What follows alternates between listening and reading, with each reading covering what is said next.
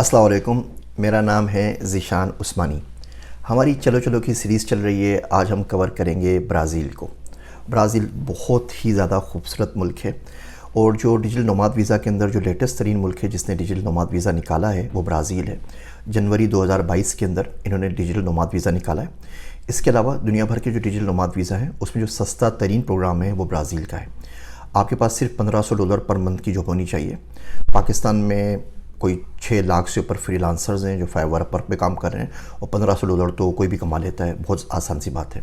तो अगर आप $1500 पर मंथ कमा रहे हैं तो आप इसके लिए एलिजिबल हैं। अगर $1500 पर मंथ नहीं कमा रहे, कभी आप 1000 कमाते हैं, कभी 1200 कमाते हैं, कभी 2000 कमाते हैं, तो आपके अकाउंट में आपको सिर्फ $18,000 शो करने हैं कि पिछले 6 महीने में $18,000 आपके अकाउंट में पड़े हुए हैं। तो आप ब्राज़ीलियन के नोमाद वीज़ा के लिए अप्लाई कर सकते हैं। सिंपल सी वेबसाइट है gov.br, gov government Brazil gov.br, उसमें सारी इन्फॉर्मेशन आपको मिल जाएगी। पाकिस्तान में ब्राज़ील की एम्बेसी भी मौजूद है, आप एम्बेसी के थ्रू भी अप्लाई कर सकते हैं। इंडियन भी जा सकते हैं, बंगाली भी जा सकते हैं, अफ़गानी भी जा सकते हैं, सारे के सारे लोग जा सकते हैं। ब्राज़ील की पॉपुलेशन कोई 214 मिलियन है, तो 21 करोड़ 21.5 करोड़ की पॉपुलेशन है। पूरे मुल्क में सिर्फ 2 लाख मुसलमान हैं और कोई 34-35 मसाजिद हैं। तो बहुत ज़्यादा है कि आप वहाँ पे जाके इस्लाम की तबलीग भी करें और लोगों को इस्लाम के बारे में बताएं, उनको रोशनास भी कराएं। साओ paulo बड़ा अच्छा शहर है, मुझे सबसे पसंद शहर मेरा ब्राज़ील का साओ paulo भी है। 2 यूनिवर्सिटीज़ हैं वहाँ पे इंग्लिश प्रोग्राम्स भी हैं, मास्टर्स पीएचडी के, वहाँ पे आपको स्कॉलरशिप भी मिल जाती है। फिर आपके पास फेडरल यूनिवर्सिटी ऑफ एबीसी है, वहाँ भी इंग्लिश प्रोग्राम होता है। फिर गेरियास के अंदर एक यूनिवर्सिटी, वहाँ भी इंग्लिश प्रोग्राम होता है। तो कोई 10-12 यूनिवर्सिटीज़ हैं जहाँ पर इंग्लिश के अंदर इंस्ट्रक्शंस होती हैं, आपको मास्टर्स पीएचडी कराए जाते हैं। इसके अलावा ब्राज़ील के साथ में अगर ब्राज़ील चले जाते हैं तो पूरा साउथ अमेरिका आप कवर कर लेते हैं। कोशिश करें थोड़ी सी पुर्तगीज़ सीख लें, सीख के चले आएँ, वहाँ जाके सीख लें। बहुत काम सिंपल सा मुल्क है। मुझे याद है वहाँ पे गया था, म्यूड नाम की MUDE के नाम से ऐप थी, तो वहाँ पे वो फ्री योगा क्लासेस करवाते हैं बीच के ऊपर। बहुत बड़ी कोस्टल लाइन है उनकी, खूबसूरत बीचेज़ हैं, तो फ्री में आप योगा सीखते रहें वहाँ पर। वो बड़े इंटरेस्टिंग लोग हैं।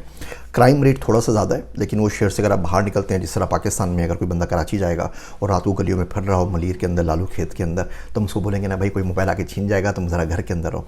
तो वही जो कॉमन सेंस की चीज़ें आपको इस्तेमाल करनी पड़ती हैं पाकिस्तान में, इंडिया के अंदर, वही कॉमन सेंस आप ब्राज़ील में यूज़ करें तो आप सर्वाइव कर सकते हैं। लेकिन मुल्क बहुत ज़्यादा सस्ता है। एक अमेरिकन डॉलर के तकरीबन 5 ब्राज़ीलियन रियल आते हैं। पाकिस्तानी कोई 57 रुपये का एक ब्राज़ीलियन रियल है। और वहाँ पे आपका साओ paulo में अगर आप रहते हैं तो आपको $1000-1200 के अंदर फैमिली के साथ गुजारा हो सकता है।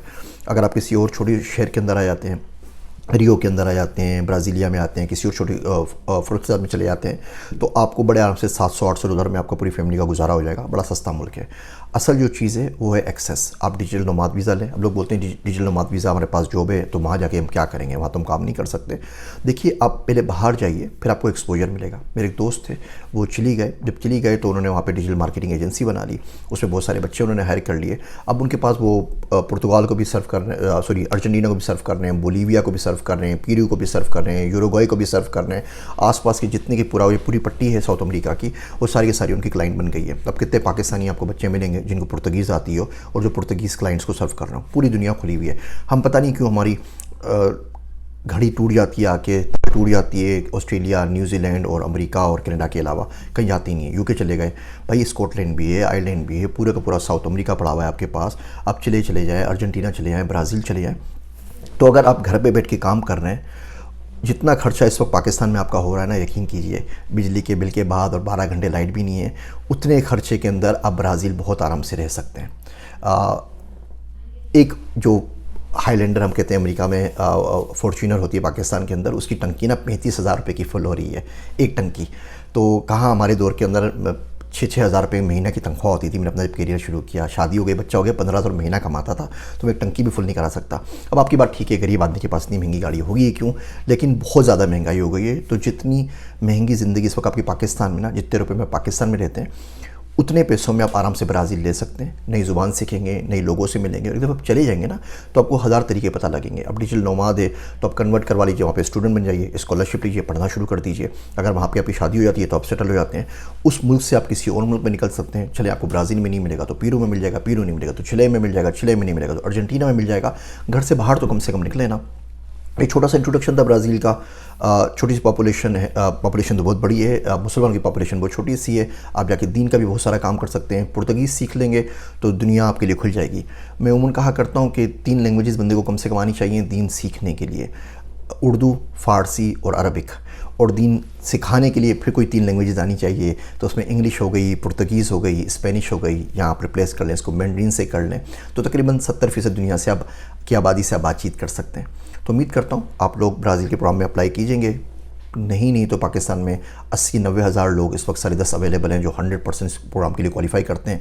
क्लिक करना है, 4-5 दिन में आपका वीज़ा अप्रूवल होकर आ जाता है। बहुत सिंपल सी चीज़ है, इसमें कोई लंबी चौड़ी साइंस नहीं है। ब्राज़ील में जाएँ, वहाँ पे रहना शुरू करें, नहीं दिल लगे तो 3 महीने बाद वापस आ जाइए। किसने मना किया? आप पाकिस्तान में बैठे हुए ना, दुनिया का वर्स्ट रैंकिंग पासपोर्ट लेके आपको कौन वीज़ा दे रहा है? आपको वीज़ा ही नहीं देता, तो कुछ भी नहीं करें, आप समझे घूमने जा रहे हैं। अब डिजिटल मत वीज़ा अप्लाई कीजिए, जाइए, 3 महीने लगाइए, 3 महीने लग घूम के वापस आ जाइए। कम से कम एक्सपोजर मिलेगा, दिमाग थोड़ा सा खुलेगा, पता चलेगा दुनिया कहाँ जा रही है और कैसे चल रही है। आपने अगर कॉफ़ी पिए तो यकीन जानिए घूम फिर के वो ब्राज़ील से आई होगी। सोयाबीन का आपने ऑयल इस्तेमाल किया, घूम फिर के ब्राज़ील से आया होगा। आयरन और ब्राज़ील से आई होगी। और कुछ ना करें, अमेज़न रेन फॉरेस्ट में जाके थोड़ा सा टाइम गुजार लीजिए और आप देखेंगे आपकी तबीयत के ऊपर इसका कितना ज़्यादा असर पड़ेगा। मौसम बिल्कुल ट्रॉपिकल वेदर है, 18 सेल्सियस से 25 सेल्सियस के बीच में रहता है। तो दिसंबर से लेके मार्च तक इनका ये रेनिंग सीज़न चल रहा होता है, और फिर ये सितंबर तक इनका ड्राई सीज़न चल रहा होता है। तो अभी जो ड्राई सीज़न है, ज़्यादा बारिशें भी नहीं हो रही हैं, बड़ा अच्छा मौसम है इस वक्त। आप चले जाइए, ज़रूर विज़िट कीजिए। वेबसाइट, जॉब हासिल करने के तरीके, बाकी तमाम जितनी भी रिलेटेड वेबसाइट्स हैं वो सारी डिस्क्रिप्शन में दे रहा हूँ। मेरे वास्ते दुआ कीजिएगा। मुझे ज़रूर बताइएगा इस सीरीज़ को कंटिन्यू करूँ तो। बहुत से लोग बोल रहे हैं आप सारी की दुनिया के मुल्क बता रहे हैं, हम कंफ्यूज हो रहे हैं, पता ही नहीं चल रहा किधर जाना है किधर नहीं जाना। अगर आप चाहते हैं हम पॉज ले लें 10-15 दिन का, उसके बाद कुछ कंट्रीज़ को करें, बताइएगा। मेरा तो मूड यही है कि 200 दिनों में 200 कंट्रीज़ एक साथ कर दूँ। तो मुझे ज़रूर बताइएगा, मेरे वास्ते दुआ कीजिएगा। मैं हूँ आप सबका ज़ीशान उस्मानी।